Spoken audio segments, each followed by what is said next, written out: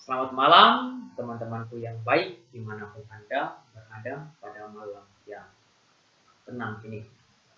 Pada malam yang tenang ini saya akan membahas mengenai kisah seorang Santa Agnes dari Montepulciano. Aha, Agnes lahir di Cracciano Vecchio, Montepulciano. Mudah-mudahan karena bahasa asing mungkin ada sedikit keliru ya. Oleh sebab itu, mohon saya dimaafkan jika ada keliru.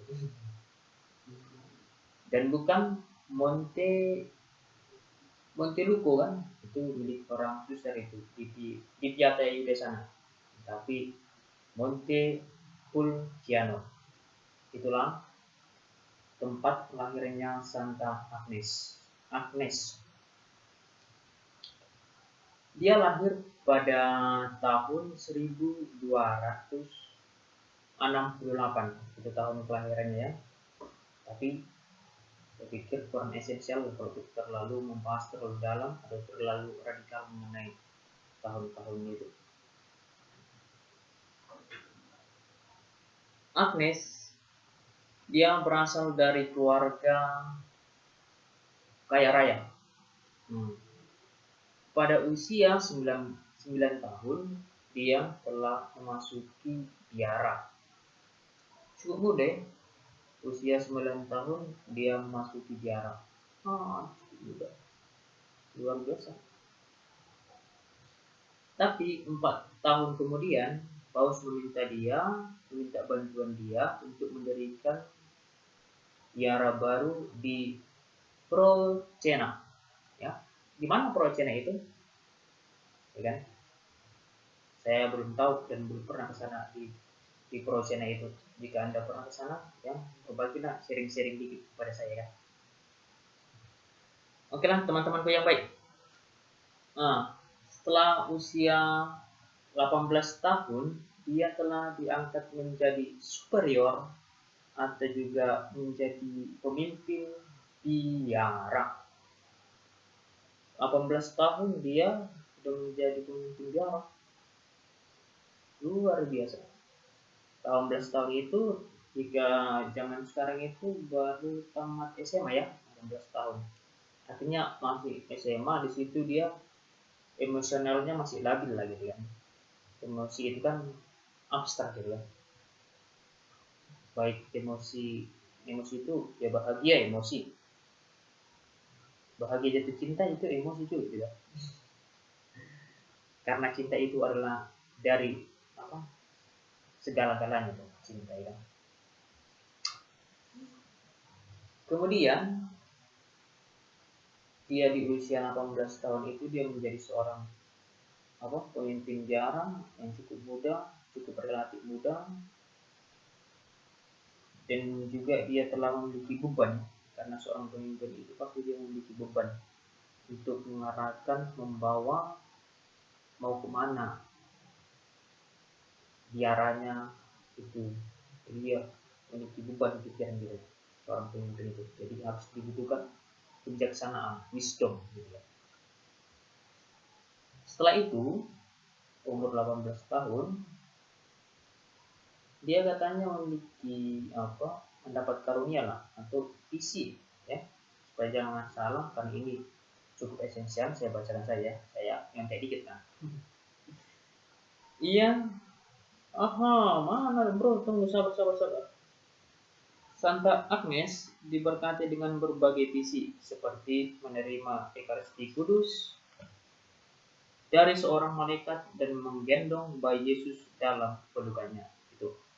Itu saya membaca ya, bukan menghafal. Memang saya sudah hafal tadi, tapi karena ini cukup esensial ya, supaya datanya valid gitu ya, supaya memiliki trust gitu. Tetapi setelah dia menjadi seorang pemimpin biara, dia dikenal cukup pintar ya.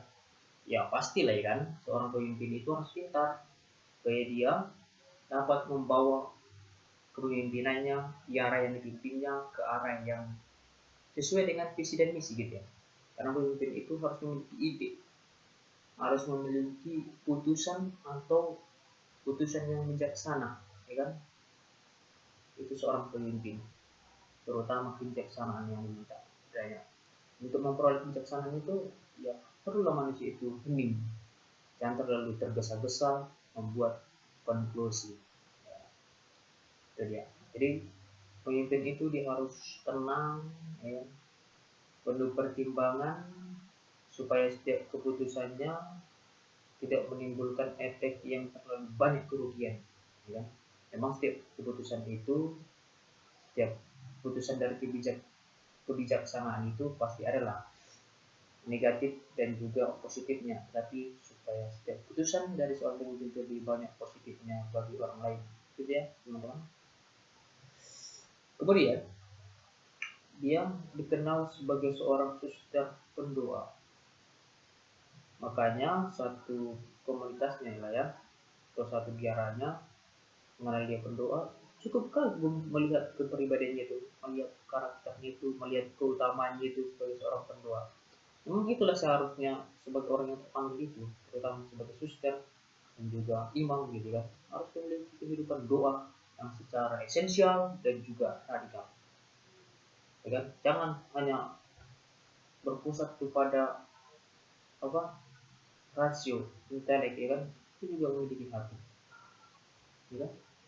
Seperti saya pikir Immanuel Kant, Yusuf Immanuel Kant, ya, mengkritik filsafat rasionalisme dan juga empirisme.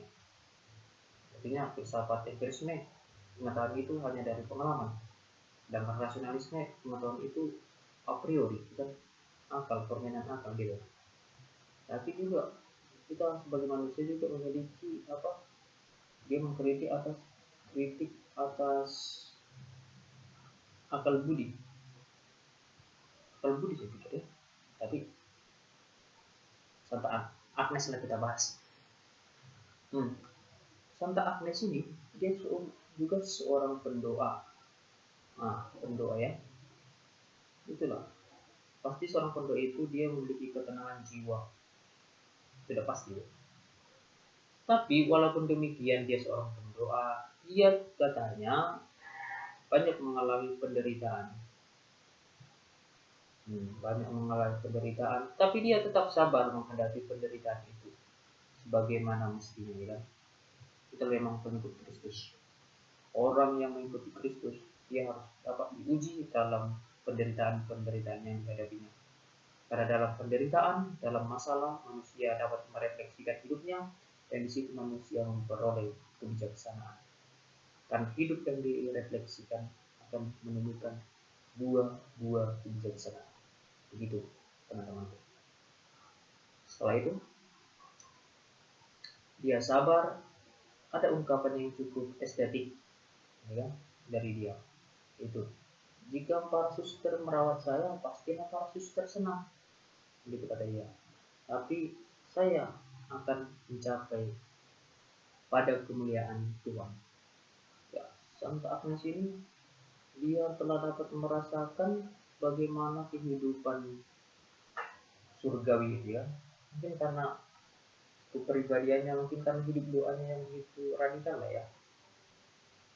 Biasanya itu orang-orang kudus, orang-orang pendoa yang dapat memprediksi atau dapat merasakan surga itulah pada umumnya. Dan juga Santa Agnes ini dikatakan meninggal pada tahun 1317. Nah, setelah meninggal, kemudian dia dimakamkan kan. Pada abad ke-16, kuburannya digali kembali dan ditemukan mayatnya si utuh. Dari tangan dan kakinya mengalir cairan yang wangi. Udah berapa abad itu? Dari tahun dia meninggal tahun 1317 sampai abad ke-16 masih mengalir cairan yang wangi. Itu luar biasa ya kan? Ya, kita mungkin meninggal barangkali manusia itu sudah busuk ya. Di 1 tahun sudah mulai busuk gitu. udah bau, bukan wangian tapi bau gitu. Tapi pada umumnya setiap manusia itu pasti dia mati ya. Setiap manusia yang hidup pasti dia mati suatu hari nanti. Tapi itu masih misteri ya kan, kematian itu masih misteri. Dan juga kematian saya masih misteri ya kan. Selagi saya masih hidup, ya saya harus melakukan dan wajib melakukan yang baik, utama itu. Bukan arti saya melakukan yang baik, memang itulah kodrat kita sebagai manusia ya, berbuat baik kepada sesama, berbelas kasih gitu ya. Tapi itu dalam perjuangan proses gitu. Karena manusia itu pada dasarnya bersikap egois dan juga apatis dan berpusat pada dirinya sendiri. Makanya dia harus meminta kekuatan kepada yang transenden agar dia dapat mencintai orang yang apa, orang yang membutuhkan uluran tangan dari dirinya. Gitu ya, saudara, teman-temanku yang baik. Kemudian apa lagi ya yang saya sampaikan? Dia telah meninggal, tidak busuk. Itu abad ke-16 itu saya pikir itu abad pertengahan ya. Abad pertengahan di mana di situ apa filsafat Yunani filsafat Romawi dan juga filsafat Yunani kuno muncul kembali atau pencerahan Eropa. Di situ para filsuf, para pemikir di situ di filsuf Bruno saya pikir ya. Tapi tidak terlalu penting kita bahas itu. Tapi pencerahan Eropa itu 3 abad itu. Kenapa saya bahas tentang pencerahan Eropa ini?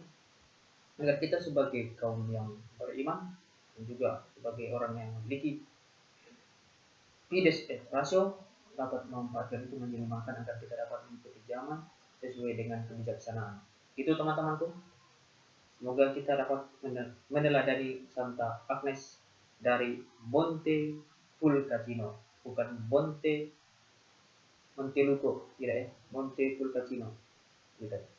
Semoga kita semakin hari semakin dapat merefleksikan diri dan menuju kehidupan yang lebih baik, dan itulah yang diharapkan sesama dan juga diharapkan sang pencipta itu sendiri. Oke, terima kasih.